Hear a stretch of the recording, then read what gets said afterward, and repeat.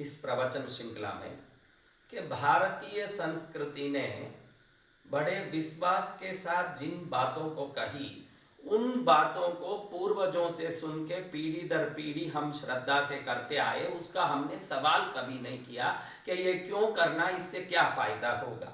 लेकिन धीरे धीरे समय बदलता गया, आज का जमाना बदल गया। आज लोग ये पूछते हैं कि इस काम को क्यों करना चाहिए। तब कई पुरानी बातों पर आक्षेप होती है, संदेह होता है, उसको करने से क्या फायदा, ऐसे उपेक्षा होती है। विभिन्न प्रकार की चीजें आज मनुष्य के मन में घर कर गई। जो हमारी संस्कृति में बताई गई उन चीजों को आज विश्वास के साथ उपयोग करने में हम हिचकिचाते हैं। लेकिन वहीं जब उस विषयों को अच्छे से समझा के इसका ये फायदा है, इससे ये लाभ है, ऐसा बताया जाता है, तब व्यक्ति उसका उपयोग का पूरा विवरण सुनने के बाद उसको करने के लिए तत्पर होता है। हमने इस धारावाहिक में प्रवचन श्रृंखला में कई बार आपने व्यवस्थित सुना कि हमारे इस जीवन को सफल बनाने के लिए हमारी निजी बुद्धि का प्रखर होना और निजी बुद्धि की सक्षमता बहुत मायना रखता है। लेकिन भारतीय संस्कृति प्राकृतिक ऊर्जा से भरे पूरे कई चीजों के उपयोग से भी व्यक्ति को सफल होने की शिक्षा देता है। वो कई ऐसी चीजें हैं जिसको एक आदमी प्राप्त करके कई प्रकार की लाभ ले सकता है उसकी ऊर्जा से। और भारतीय संस्कृति विभिन्न चीजों के बारे में पीढ़ी दर पीढ़ी बोलता आया है कि इन चीजों के उपयोग से ये फायदा होगा। लेकिन आजकल विदेशी लोग जब कोई चीज के बारे में बताते हैं तो बहुत उसका लंबा चौड़ा विवरण दे के बताते हैं, तो हमको लगता है कि ये साइंस है, बहुत बड़ा फायदा करेगा, इसका हमको लाभ लेना चाहिए। भारत में हमारे पूर्वज जो भी थे, उन्होंने जो भी शोध करके चीजों के बारे में समझा, सुना, देखा, परखा, वो तो बड़े प्रेम से आगे के पीढ़ियों को बोल देते थे कि इस कर्म को ऐसा करना है, इससे ये फायदा है, और पीढ़ी दर पीढ़ी हम विश्वास से करते आए।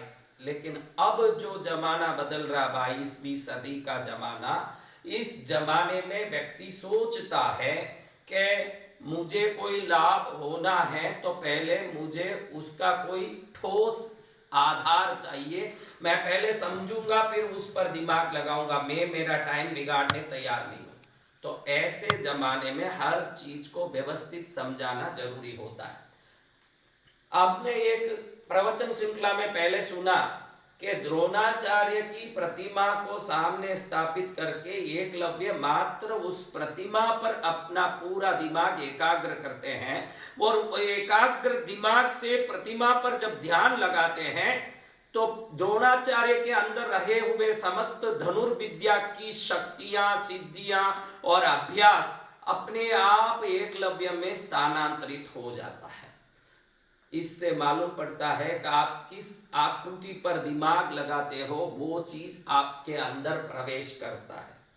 और इससे मालूम पड़ता है कि चीजों में उसके गुण जो भरे हुए हैं, उस गुण को पकड़े बगैर उस वस्तु की आकृति पर ध्यान करने से भी वो वस्तु अपने अंदर रहे हुए गुण को ध्यान करने वाले के अंदर स्थानांतरित कर देता है। इसीलिए हम महालक्ष्मी के मंदिर में जाना, सरस्वती के मंदिर में जाना, ये क्रम रखते हैं, क्योंकि विदेशियों के पास ऐसा क्रम नहीं है। वहां भी समृद्धिशाली लोग हैं, धनाढ्य लोग हैं, वहां भी विद्वान लोग हैं, उन्होंने कोई सरस्वती की पूजा नहीं की, उन्होंने कोई लक्ष्मी की पूजा नहीं की, ये तो सही बात है।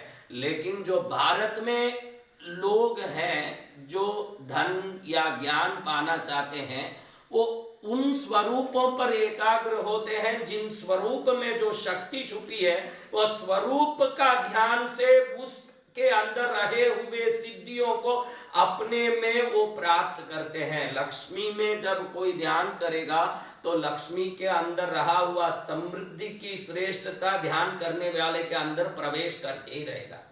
हमने देखा पहले भी कि एक प्रवचन श्रृंखला में कि किसी पर्वत का ध्यान करने से जो हरदम टाल मटोल करने वाला, डावाडोल होने वाला व्यक्ति अगर किसी पर्वत पर ध्यान करता है तो उस पर्वत पर ध्यान करने के बाद उसमें अडिगता और स्थिरता आने लगती है। और हमने पहले भी देखा कि व्यापारी लोग अगर पर्वत का कोई भी फोटो हम जहां वो बैठते हैं उस गल्ले के पीछे बड़े से लगा दें, जितना स्थान बड़ा है उतना बड़ा लगा दें और उसके पीछे बैठे तो उनका व्यापार स्थिर होने लगता है, क्योंकि ऊर्जा का जो नियम है वो किसी भी वस्तु में तब पहुंचता है जब वो उस वस्तु के साथ जुड़ा रहता है। तो आप घड़ी घड़ी गले में बैठने के लिए जब पहुंचते हैं और गले में बैठने के लिए जहां उस स्थान को पकड़ते हैं तो पीछे के पर्वत पर आपका नजर जाता है। तो कई बार इस पर्वत को देख देख के जब आपके दिमाग में बैठाते हैं तो पीछे रहा हुआ पर्वत आपके दिमाग के अंदर जब प्रवेश करता है तो वो दिमाग में रहा हुआ पर्वत आपके अंदर स्थिरता उत्पन्न करता है। ये बहुत विशेषता है, क्योंकि वो फोटो कोई काम नहीं करता। वो फोटो में जो ऊर्जा होनी चाहिए, हर एक फोटो में ये ऊर्जा रहती है, लेकिन वो ऊर्जा जितनी काम नहीं करती उसको निरंतर देखने से वो छवि हमारे दिमाग में घुस के जो काम करती है, ये सर्वोत्तम शक्ति। आपके पास अगर कोई चीज की कमी है या कोई गुण में आपकी कमी है, आपको लगता है कि मुझे ये कमी है, तो उसको पूरने वाली कौन सी वस्तु है उसका अगर आप ध्यान करते हैं तो कुछ ही दिनों में आप देखेंगे कि वो वस्तु आप में प्राप्त हो।